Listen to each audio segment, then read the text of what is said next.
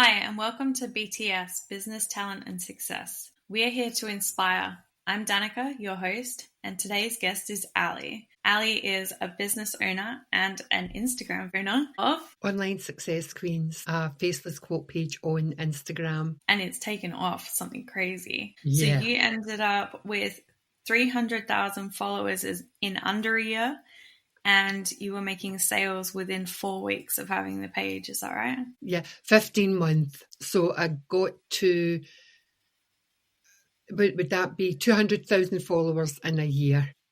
Wow. And so it's 15 months I've had it. And that's me. I'm at 292,000 followers. And that was, I started making sales in the first 4 weeks. Yeah. You're going to have to write a book to teach the rest of us how to get that far ahead. It's so quick. That's insane. Like, a lot of people take a long time to try and build up their followers at a slow pace or gain interest. And it's quite a task. So you've done amazing. Considering I was totally clueless on Instagram. I didn't even know how to post a story. When to do my first story, I was Googling it on YouTube. I'd really never been on Instagram before, but I had seen people were making money from quote pages.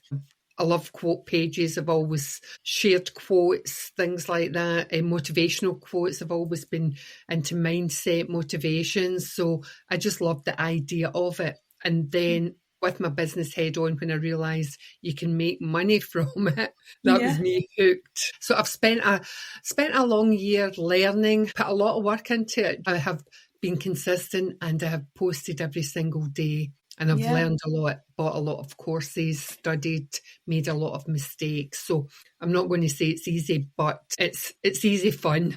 You know, it's fun. Every day posting motivational quotes that I love, quotes that make me laugh, inspire me. So what's not to love about it and make money from it? Yeah. The amount of times that I've caught myself giggling at pages because you've posted something is hilarious.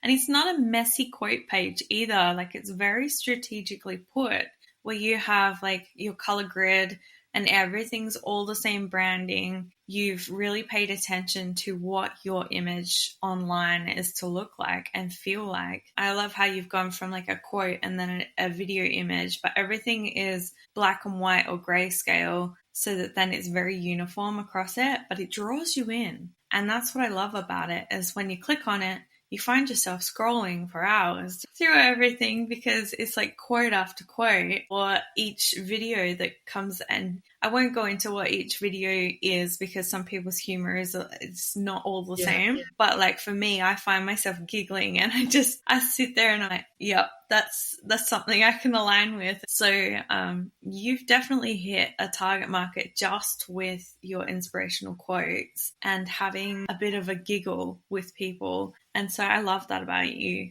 So what has been the hardest part of doing that? I think frustration in learning, because I did come into it so new and still being pretty clueless. And I still feel as if I've got quite a lot to learn.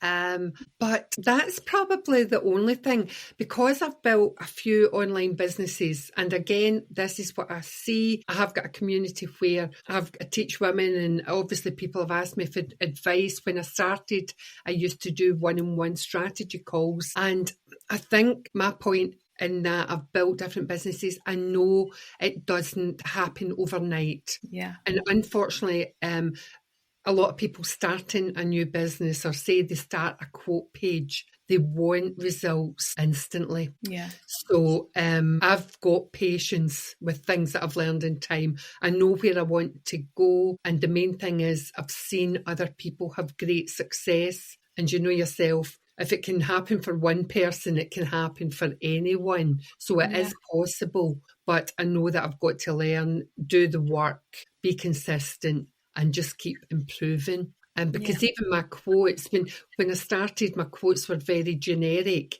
and then I'd maybe put a quote on I liked, and I would get a lot of interaction on it and likes, and I'm thinking, people are liking this. So I don't mean I've got a sense of what works, and I think that's just having, and I think it's just listening and watching, being aware. of, right, my audience don't like the maybe relationship quotes or, the soft, you'll be okay quotes that they want me to tell them, Yeah, they want the the spicy things. expletives and that, just get the effing work done. It's, my kind of attitude, but that's my attitude in life as well. So my personality is definitely on that page now. And that's really what I've done with it. But I Yeah. think the thing is I'm very patient in learning and getting to where I want to go. Yeah. So how did you grow your followers? Did you find that you were gaining a certain amount per week? Yes. Now, I've never used ads or for followers or any sharing. Really was a strategy that I have been following, that I really kind of at the beginning only reposted viral content on Instagram. So it's already proven to be viral, and just with the reach and then known followers. So it was a strategy that I followed, has brought in more followers. And again, the same as everything else, I've got more followers now. So Instagram showed a higher percentage of non-followers. So the more followers you get, the quicker you get them. But you've got to stick into this first, say, 5,000 followers, and a lot of people just don't have that patience. Too slow for them. Once you hit it, 5,000, getting to 5,000 is the hardest, absolutely. Yeah. Well, yeah, because then word of mouth mostly after that, isn't it? Yeah, and people sharing your content, somebody else seeing it, starting following you. Yeah. Did you use a lot of hashtags to get your voice out? Here's another thing. Again, I was clueless about Instagram. I do not know if hashtags work or not. I would say no. I put hashtags on, and again, it's the same as everything else. There's gurus on Instagram that they'll tell you something, and then if they've got a lot of followers, people think that's... My thing is, no one's got a hotline to Instagram. We really don't know what's happening, and it is trial or error. You hear certain things.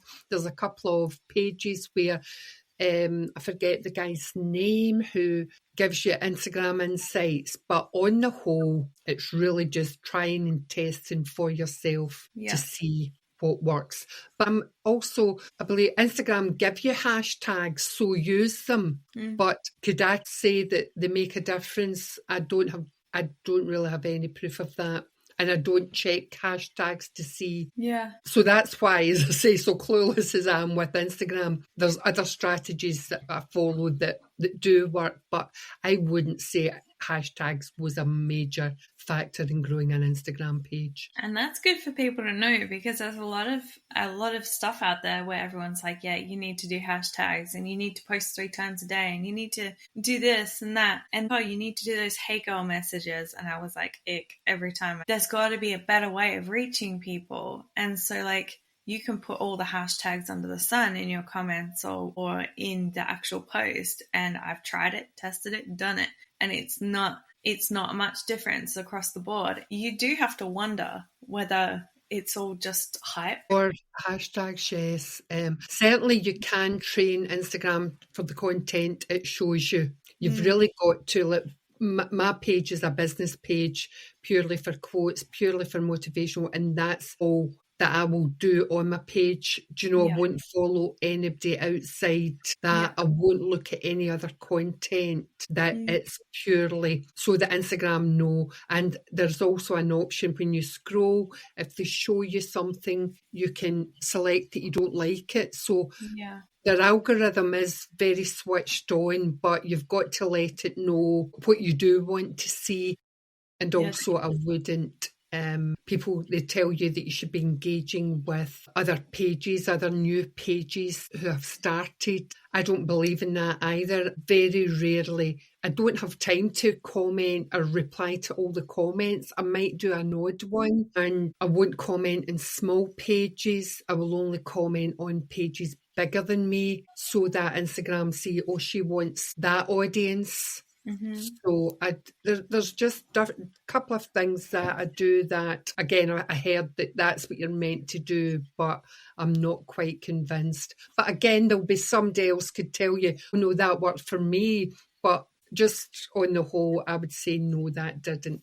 that didn't make a difference. Yeah. I mean, I've even had the whole when people follow you, thank them for their follow, go into their page, like a few things, come back out of their page, go into, and it's like this like, follow, return type thing.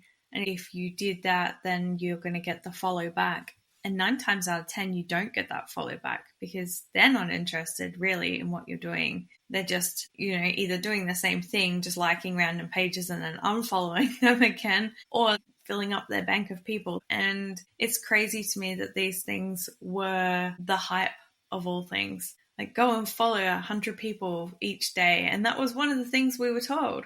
Go and follow all of these people, and then at the end of the day, you can unfollow them again, but they'll follow you back. You'll grow your page and your views and everything. It's like, but they're not your target audience. Even if you were to like all of those people from across the world, whatever they might be interested in, they're not interested in your business. Otherwise, they would have been there in the first place. And it's just drawing the right people. And so attraction marketing is everything. But yeah, I mean, the way that you've done it, and you're not even focusing on hashtags or anything or paid ads and the whole kit and caboodle, and it's all coming in. And it's amazing. Yeah. Just from viral content. And I know this sounds really strange, but on a Faceless page, you can still bring energy to it.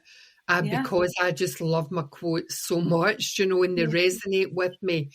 If I think as well, people think, I can just put a quote on, go into ChatGPT or Pinterest and just put a quote on. It's hard to explain. You need an energy there. You really do. And I believe that energy comes across even on a Faceless page if you've really got a belief in it. Yeah. So you do put a lot of your own time and energy into creating the quotes yourself. They're not just copied and pasted. Most of them, I've found elsewhere. I do. I'll maybe see something and ask ChatGPT, but most of my content is from something else that I've seen that's been viral, even up until this day. Yeah. I'll always credit the original people in the captions, and I've never had any issue with doing that. No, people are happy to get extra eyes on it, but what I'm now finding is the people that I'm crediting, because my page has grown so much, they're messaging me and, will you tag me in it? Will you share it? But I don't mind it. I mean, because it's not me that's put a lot of the work into I know the work that a lot of these Instagram creators put into their pages. So I'm more than happy to give them the credit for it. Yeah. Quotes, I don't really credit as much, because who knows where quotes come from? ChatGPT probably. I've put on quotes and I say they're original. They're not totally original. I've maybe seen something and added it, or somebody said something and I've changed it slightly. But I never put, this is my original. Nobody ever credits my quotes. So, but it's more the actual, if it's a funny meme or if it's an original creator's video, then yes, I always credit them. Yeah, which is amazing, because then you're also advertising their page, which is helping them, but they're also, advertising yours in a way because you're sharing their content. So yeah, you're definitely drawing double the eyes onto your platform, which is great. So with monetization, have you found that easy to do, and how do you do that? No, I wouldn't say it's easy, but I'm learning. At the start, as I say, I made my first sale in my first 4 weeks, because my first month I just concentrated on growth because I didn't know what to do. And what I'd done from the very start was I was in my stories. Once I learned how to do stories every day, I would even be putting things on. Wow, I've got another 100 followers. Wow, I'm at 500 followers. I was celebrating it, sharing it. And people, even when I got to 1,000 followers, I was getting people messaging me saying, how did you do that? So then I just had a couple of low ticket PLR products that I had bought to resell, and I offered, one-to-one Zooms, and it was maybe, I think I was charging $30 for an hour, and just looking at people's pages and giving them. So that was what I started, and then I got caught up in the big MRR courses. I don't know if you're aware of those. Yes, I was doing them as well, yeah. I They think fell my through heart, pretty quick. I think my heart wasn't in them, and I did sell a few, but I knew the people I was selling to couldn't sell them. And I'm being honest, they didn't teach me anything either. I felt so clueless. Do you know, I was buying these courses thinking they would change my life because I seen screenshots. And as I say, hands up, and this is a business I'm doing, so I'm doing it to make money as well. Yeah. So I was seeing big screenshots, thinking, I'm going to make that. And I would buy this course and think, this isn't for me. And what I've since learned, and I do polls, I speak to people, there's a very small percentage of people can resell these MRR courses. Yeah. And the people who do, which again are a very small number, but they're very vocal and showing these big screenshots, this is not their first rodeo. You know, Yeah. they've maybe been in MLM for 5 years, they've built a following, had balls and things like that. They've caught on to this and they've maybe done what I done with the followers or any sales. Look, I've made a sale. Oh, what are you selling? Oh, I would not recommend. I believe you could buy a cheap $20 course or a $20 digital product and really learn. Buy a few of them and really learn, because I started this membership and I mean it's only $10 a month, and I know earlier we were talking about a friend with a low cost. It's just not in my thing to charge what I know when I see people getting not ripped off, but it's just not me. I've got too much. I don't know. I value myself too much, and also yes, it might be $10 and it's growing slowly, but if I grow a group to 1,000, that's $10,000 a month for me, giving people lots of value for a very low amount. Well, that's it. So most of my sales have been lower ticket, just actual products that help people. That benefit, yeah. Now learning about sales funnels as well, because I believe that's the way forward. Again, all in low ticket, but that's my next thing to work on, is to, offer a freebie and then do an upsell and make sales that way, offering value. Even I fell in that trap of the MRR and the PLRs and the everything else, and you follow suit because you think, oh, okay, if I make my own and I do the same thing, then it will work. And a lot of people were relying on the MRR, stealing the product, and then claiming that they were the brains behind it. And that actually happened to a friend of mine, and her product, she completely started fresh again, took all MRR away from it, created it again, but made it completely honed in on the problem that she could solve for people. So they ended up solving that problem. And I did that course and implemented it into everything that I did. It still upped your game in every aspect, especially when the digital market now is so wide, with having to concentrate on all of the things. You've got your social media, you've got your websites, and everyone's like, oh, this is in, that's out, this is... But what they don't teach you is how to tie them all together so that they feed off of each other. So like you're saying, implementing funnels to make it work for you so that then you're not having to work so hard, and then being able to put an automation on it. So it's just finding the right courses with the right people, because there's a lot out there who have just created something and gone, oh yeah, that'll do. It's not that they're actually well-versed in this area themselves or that they know what they're doing. It's just that they've gone, I'm going to pick a subject and I'm going to talk about it, put it in a pretty Canva book and sell it onto the public. And the public sits there going, yeah, but have you actually read this? Because this makes no sense. And there's all of this information, but there's not the how to implement it. There's not the direction, the steps, the everything else, which is what I loved about doing the course that I did. It had literal videos. So you sit here and it's got a click here, click here, click here. And you go on your computer and you follow the steps. And then you come back, and before I knew it, I had already built a website. I had built the funnels for all of the stuff to integrate. I had a whole platform. I had my branding. I had my marketing. I had the whole lot. And I was like, how that happened. Like, it happened so quick that between all the information, you were implementing it at the same time. And that, for me, was a massive selling point. And that's what I would hope from people who did their own digital products, that if you're going to teach someone something, if it's just information, make it a guide and say that this is your information guide.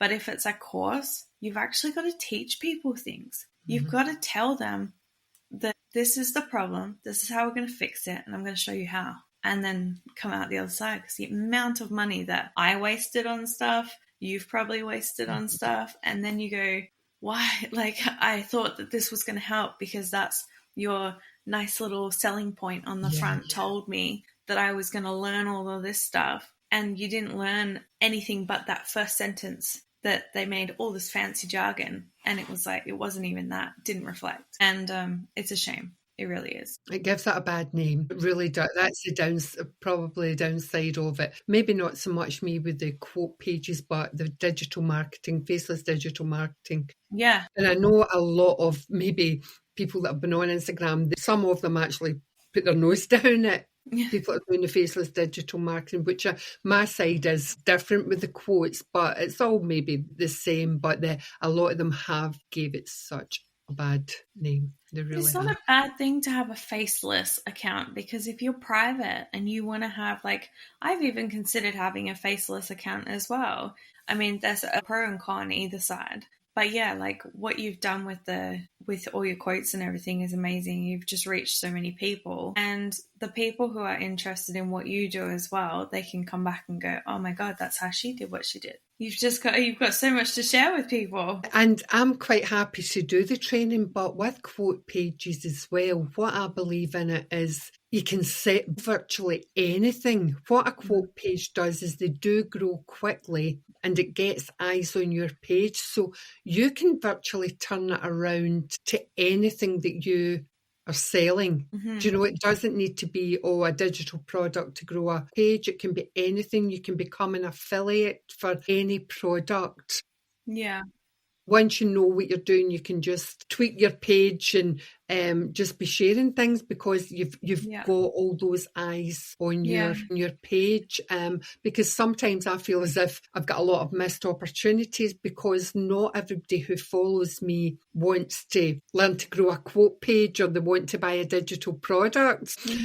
Once I get that side sorted, I'll be like, right, the rest of you, what would you want to buy? Women empowerment, probably, because a lot of your stuff is...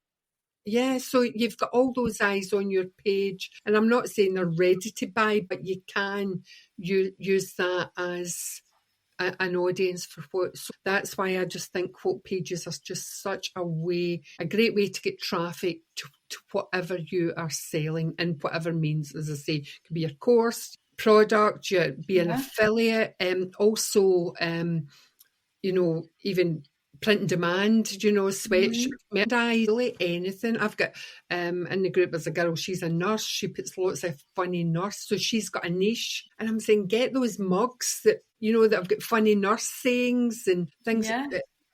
The options are, and the branding that are endless. They really are. Yeah, well, like you're saying, if you wanted to do a quotes page, but you weren't sure how to meld it with what you're doing, if you're into nursing, then you can change your quotes to be nursing humor or nursing quotes, so things that only nurses would find funny. And if you're a parent, maybe you tell kid jokes about the kids or whatever. There's parents that find like the small jokes, and then there's the parents that find jokes that you think are cruel humor, but they think it's funny, and that is their outlet. It's not that they think that way, it's just that they, it's their humor. And it goes for everything. You've got your dad jokes, you've got this, you've got that, and it's so each person has their own interest. And a lot of people go, oh no, I can't do a quotes page because that's so generic. It's like everyone's been there and done that, but they haven't, because each person's quote page is totally different. The quotes that I put up on my podcast page are quotes that are inspirational or motivational, and they make people believe in themselves and think outside the box. And you go, I've got an idea of what I'd be listening to, instead of having like all these random quotes and mix match messages. So yeah, I mean, listeners, if there's anything that you're interested in, you can turn whatever it is into a quote page that is a Faceless account. With your income, does it all come from Instagram for your quotes, or is it mostly digital products because of the quotes that I've bought them? Yeah, it's really coming from the products that I have my links to. I don't know if it's because of where I am, because Instagram doesn't monetize me. Now Facebook, and it's not a lot of money I get from Facebook, but they send me money for, obviously, must be my page being linked. I do know it. Instagram doesn't give me any money for. Okay. I think I've never went. No, that's not true. TikTok, I have an account, but I've never fully put my attention to it, because I think TikTok can monetize your actual page. It's just, again, my focus at this moment in time is my Instagram until I've got everything the way I want it set up. Yeah. So all my sales are really directed from either what I promote through my page, my links in my bio and my stories, what I can offer. Yeah, even that's amazing though, because a lot of people advertise. Case in point, I have advertised a lot on all of my pages, whether it was MLM or whatever, and I've come away from all that. But when doing that and you're posting in your stories and you're posting on your Instagram reels and everything else, it doesn't always mean that you're going to have the people paying attention or that the algorithm's going to be in your favor. And so for you to have come this far with everything and not knowing much about Instagram, I can't even put the right words to it. It's just so amazing. Like, you just have scaled completely on the other side, where, you've gone from not knowing anything Instagram wise to scaling to 300,000 people, and you're still growing. Like, it's still... A million's my target. A million is my target. I'm not going to lie. I won't be happy. What happens when you get to a million? I'll start a new one, or I'll start my YouTube channel. Start a new one. New goal. Another million. Obviously, as I say, I'm still... That's only 15 months, and 15 months, because it's a business, so what I'm saying is 15 months in any new business is still very, very new. It's a baby. Yeah. If you were to start a brick and mortar shop, was it 4 years before they really say you start being in profits? Literally a brick at a time. Yeah. It is a quick way of starting a business. But as I say, you've got to still put the work in. And again, it's getting people think, I can put quotes on, put a link to my M&R product, and I'm going to make lots of sales. It's not just that. It really isn't. And that's why you've got to work at it and treat it like a business, not just just an Instagram quote page. So how often do you post per day? I post, and I know you were saying that, Ella, I post 3 times a day. You do? I still post 3 times a day. Now that, if I maybe at the weekend, if I only post once, but definitely at least once a day. And I am also still a believer of that one. It's kind of like, how much real estate are you taking on Instagram? So it's getting that happy medium. So for me, it's 3 posts, because I still believe the more content you're putting on Instagram, the more people are going to see it, with the chance of that real post going viral. And that's what I keep it to. And also, by me posting consistently every day, it lets Instagram see that I'm serious about it. And see, that something came to my mind there, and I just need to share this with you as well. And you know, you mentioned my top, and I love Pink. Pink actually shared one of my reels in her stories. That's awesome. So that's the reach you've got as well. And that wasn't even recently. That was maybe 6-7 months ago. Yeah. The lady that I used did a pink look about her. Do you know, the same, the quiff, and it did go viral reel, and she obviously seen it and shared it. I've had a couple of people, not kind of famous, people well known, sharing it, but Pink was Pink was the big one for me for sharing the lane. She didn't follow me right enough, which was a bit thing about, but she did share Jeez, it. you're going to share it. You could at least follow. No, it's good marketing, though. It is. Yeah, Of that's course, what I'm claim kidding. to fame. So with your 3 posts, is that grid posts, or is that a reel, a post and a story, or is like what combination? I will do. I've always got. I still believe reels are the ones for me. They're the ones that get the better reach. However, I do study other pages and other pages that I know who have just actually post quotes in a background, and they've got great reach as well. So it's kind of what works for you. And so I normally post a reel and then just a static quote and then a reel. And sometimes if there's something I want to put on, I will do a reel, but I'll put the quote on just, a Canva cover.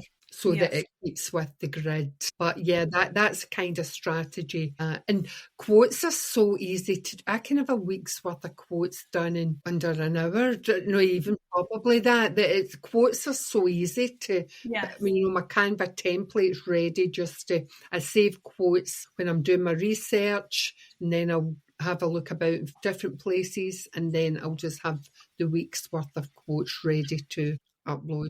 I will only repost proven viral quotes. So that's my big tip of the day. That if anyone's listening, thinking that, I like that quote, or make it's got to be proven that people are already liking it. I love that. Good tips. Very good tips.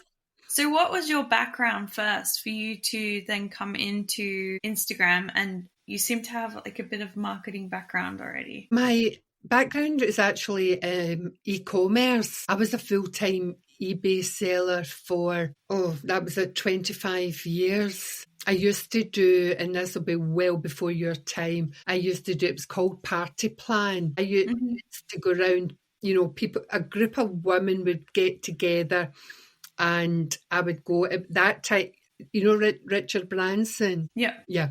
Richard Branson, certainly in the UK, I don't know if it was worldwide, he actually had a skincare and makeup range and it was fabulous. And I became a rep for them. And I used to go around like women's houses and I would do like a makeup demonstration and they would buy the products and I would get people if they wanted to become a rep and build a team. So that was... like an Avon lady of makeup. Yeah. So that would be my late 20s. I'd done that and I loved it. And see, like Friday, Saturday night parties in people's houses. I mean, they were absolutely wrecked. Really drunk. Yeah, I want that. That was when I had my kids.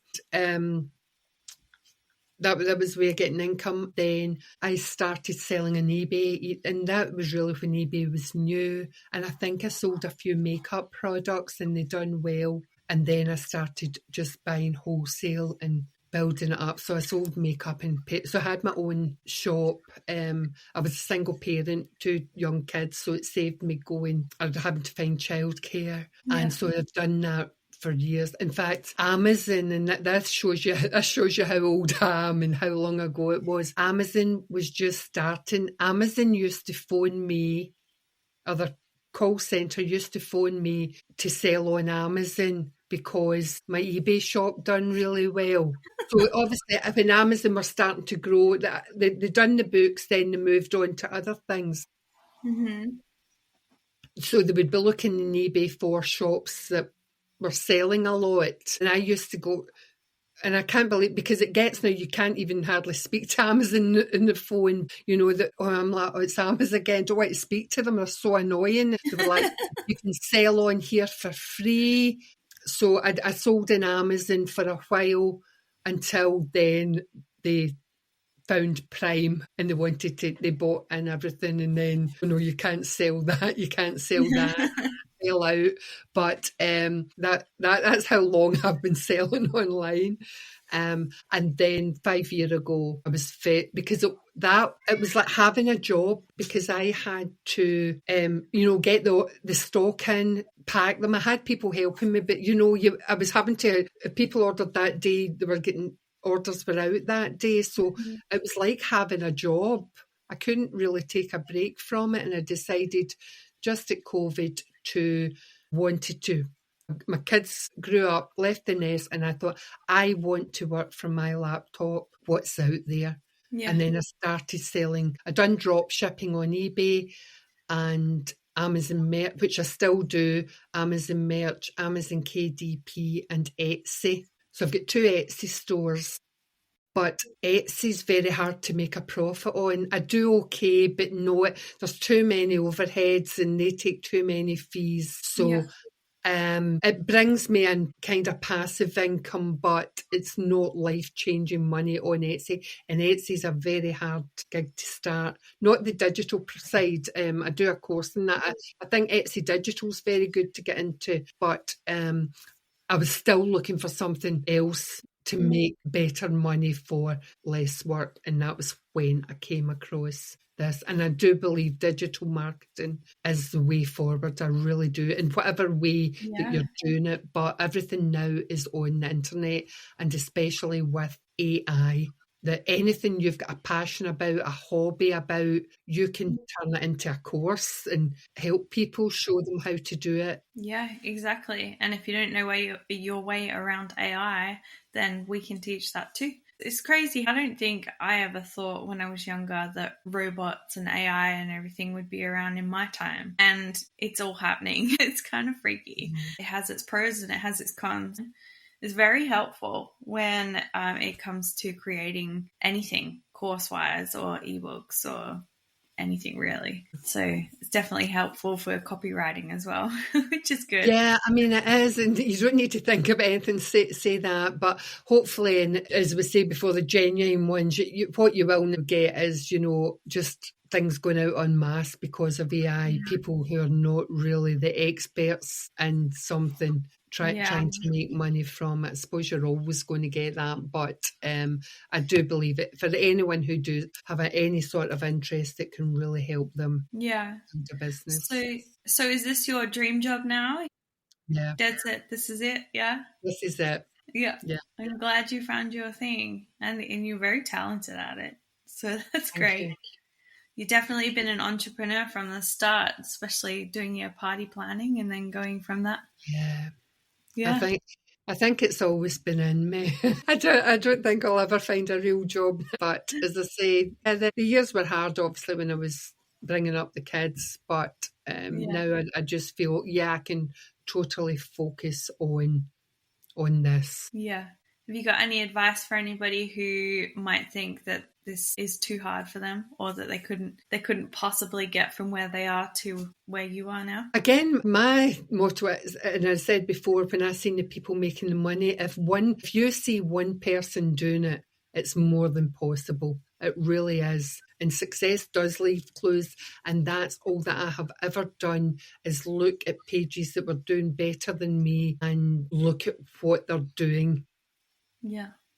And as I say, it's not difficult, but you've just got to think, and it's not it's not giving up your full day, even like an hour a day and a really one day a week, really having all your content ready. But again, it's having that drive and the vision as well, which I know, as you say, you've always got to have that. But doing motivational quotes every day helps with that mindset. And even people I speak to, or any of my students there, and we're talking about it, and we all agree, if you're constantly looking for motivational quotes or inspiring quotes to put on, then you're putting them.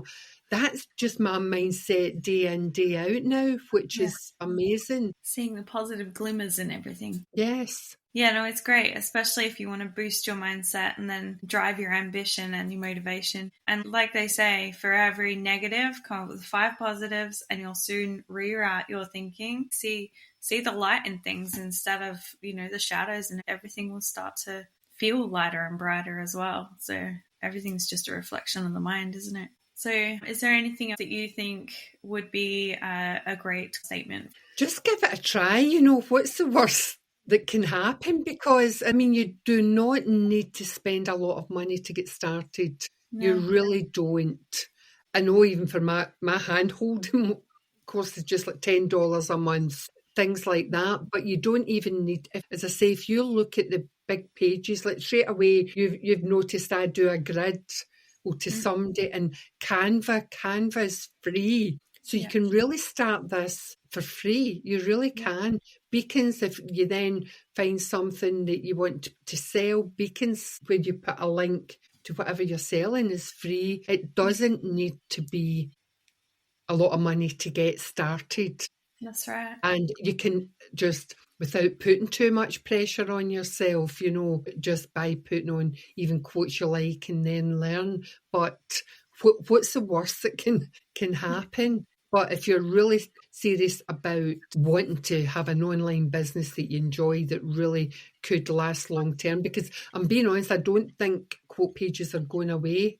I really don't. Now, you might need to adapt. I might need to change things slightly, as you do with any business. Things happen if you're adaptable. But quotes have been around forever, so they're never going away. Yeah. Well, this is your message, guys, to definitely find the inspiration in what you do or what you'd like to do and give it a shot, because there's only one direction from here, and it's up. So thank you so much for your time, Ali. You have really inspired a lot of people with your message to how you got ahead in digital marketing, at Instagram and digital products and everything else. So thank you so much. Thank you. Thanks for joining us on Business Talent Success. If today sparks something in you, remember you can bring your vision to life with our powerful tools and resources. Build the business you've been dreaming of, starting now. Don't forget to like, follow and subscribe so you never miss a moment of inspiration. And be sure to check out our upcoming magazine, packed with insights, real stories and strategies to fuel your success. Until next time, keep showing up, keep creating, and keep igniting your purpose.